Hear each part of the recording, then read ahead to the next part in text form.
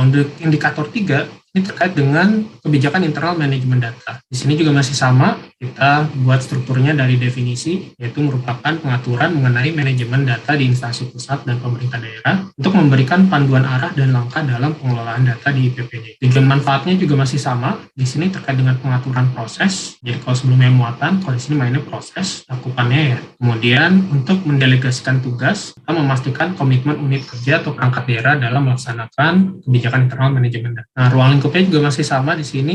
Jadi yang di atas ini amanat untuk menuju level 345. Kemudian di bawahnya ini adalah suatu prosesnya, ruang lingkup prosesnya ya. Untuk manajemen data, yaitu ada proses pengelolaan terkait dengan arsitektur data, data induk, data referensi, basis data, kualitas data, dan interoperabilitas data. Jadi ini harus ada di dalam kebijakannya Bapak Ibu semua. Nah, di mana nanti mungkin bisa dijelaskan kembali tuh satu persatu bahwa manajemen arsitektur data itu apa, manajemen data induk apa, dan data referensi, kemudian manajemen basis data apa, dan manajemen kualitas data itu apa. Ini mungkin bisa Bapak Ibu gunakan juga nih dalam penjelasan di dalam pasal. Nah, di mana juga nanti di dalam manajemen data ini harus mengacu. Jadi nanti ada pasal-pasal yang mengatakan bahwa dia sudah mengacu pada suatu pedoman manajemen data. Nah, dalam hal ini mungkin bisa Bapak Ibu acu dari Permen PPN nomor 16 tahun 2020. Nah, untuk penerapan manajemen datanya sendiri juga nanti mungkin bisa Bapak Ibu ceritakan di pasalnya bahwa nanti dalam pelaksanaan itu harus selaras dengan kaidah kebijakan Satu Data Indonesia. Mungkin terkait dengan standar data dan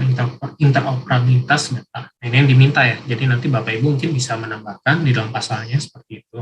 Nah, referensinya juga seperti ini. Tapi ini mungkin belum banyak ya, mungkin bisa akan lebih banyak lagi karena untuk manajemen data ini ada data-data yang sifatnya umum atau mungkin ada data-data juga yang sifatnya khusus. Jadi mungkin bisa disesuaikan kembali sesuai dengan kebutuhan data di PPD masing-masing. Nah, untuk pemenuhan kriteria levelnya juga masih sama. Level 1 itu keywordnya adalah belum adanya kebijakan. Tadi masih dalam proses pengesahan atau masih dalam proses drafting. Level 2 ini kebijakannya sudah ada. Level 3 sudah ada kebijakannya dan sudah mengatur terkait dengan sebagian proses. Jadi tadi kalau prosesnya ada terkait dengan pengolahan arsitektur data, data induk, data referensi, basis data, kualitas data misalnya. Nah, ini sudah mengatur beberapa proses ini misalnya. Nah, level 4 dia sudah bisa mengatur keseluruhan proses. Jadi sudah mengatur dari arsitektur data ini keseluruhannya tadi.